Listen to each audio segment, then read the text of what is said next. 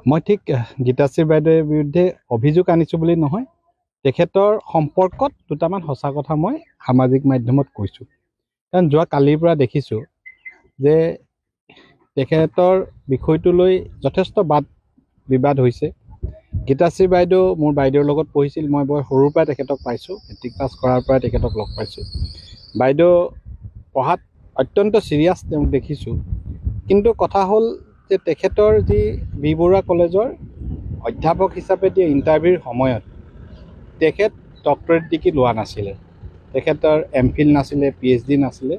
দ্বিতীয়তে তেখেতৰ উচ্চতৰ মাধ্যমিকৰ ফলাফল দ্বিতীয় বিভাগৰ, যিকেইটা বিষয় যিকোনো মহাবিদ্যালয়ত সাক্ষাৎকাৰত মূল্যায়নৰ সময়ত গুৰুত্ব সহকাৰে লোৱা হয়, আৰু সেইকেইটা বিষয়ত নম্বৰসমূহ সাক্ষাৎকাৰত যথেষ্ট গুৰুত্বপূৰ্ণ।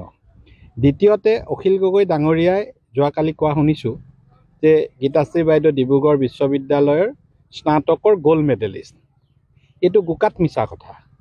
ডিব্ৰুগড় বিশ্ববিদ্যালয়ে গ'ল্ড মেডেল দিয়া প্ৰক্ৰিয়াটো 2021 চনৰ বৰ্ষৰ পৰা আৰম্ভ কৰিছে, আৰু 23 চনৰ কনভোকেশ্যনত প্ৰথমবাৰৰ কাৰণে দিছে।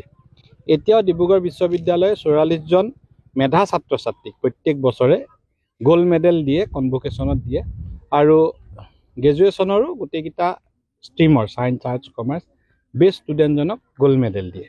কিন্তু বাইদেউ যিহেতু মোৰ যিমান দূৰ মনত আছে 92, 91ৰ ষ্টুডেণ্ট আছিলে গ্ৰেজুৱেশ্যনৰ, গতিকে বাইদেউৰ দিনত কোনো গ'ল্ড মেডেলৰ কথা নাছিলে। গতিকে অখিল গগৈ ডাঙৰীয়াই ভুল কথাৰে ৰাইজক বিভ্ৰান্ত কৰা দেখি মই প্ৰকৃত তথ্যখিনি ফেচবুকৰ জৰিয়তে অৱগত কৰিছোঁ, আৰু এইটোলৈ মই বেছি বিতৰ্ক হোৱাটো বিচৰা নাই। তদন্ত যিহেতু হ'বলৈ গৈছে, তদন্ত হওক, তদন্তত ওলাই পৰিব। কিন্তু কোনো এনেকুৱা নহয় যে এটা স্পৰ্শ কৰিব নোৱাৰা মেধা শক্তিৰ গৰাকী আৰু তেওঁৰ বিষয়ে কোনো আলোচনা নহ'ব, এনেকুৱা কোনো ধৰণৰ কথা হ'ব নোৱাৰে। যিকোনো বিষয়ত অভিযোগ আহিব পাৰে, অভিযোগ আলোচনা হ'ব।